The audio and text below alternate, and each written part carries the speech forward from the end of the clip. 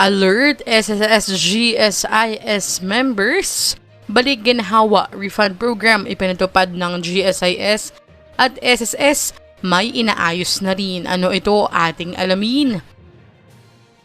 Magandang araw po sa ating manonood and welcome po muli dito sa ating channel na Chaz Infos and Updates.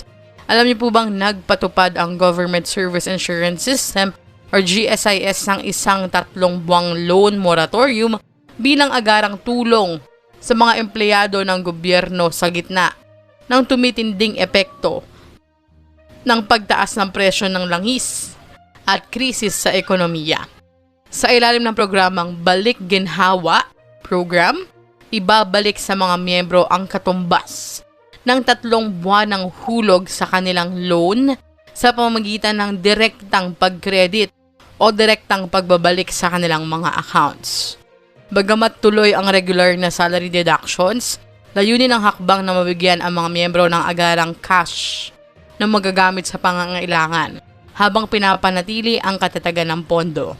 Ang loan term naman ay pahabain ng 3 buwan nang walang dagdag na interest or penalty. Ito po sa GSIS, for example, kung naghulog kayo ng bayad sa inyong loan mula December 2025 hanggang February 2026, ibabalik yon sa inyong accounts bilang tulong under the Balik Ginhawa Program. Samantala po, para naman sa SSS, pinag-aaralan po ng Social Security System ang pagpapatupad ng katulad na loan moratorium, kasama ang condonation ng penalties para sa mga employers na nahuhuli sa contribution.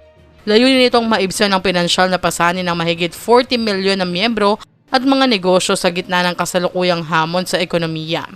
Kabilang din sa pinag-aaralan ng SSS ang pagpapalawig ng deadlines sa pagbabayad ng contribution upang mabigyan ng mas malaking flexibility ang mga miyembro at employers.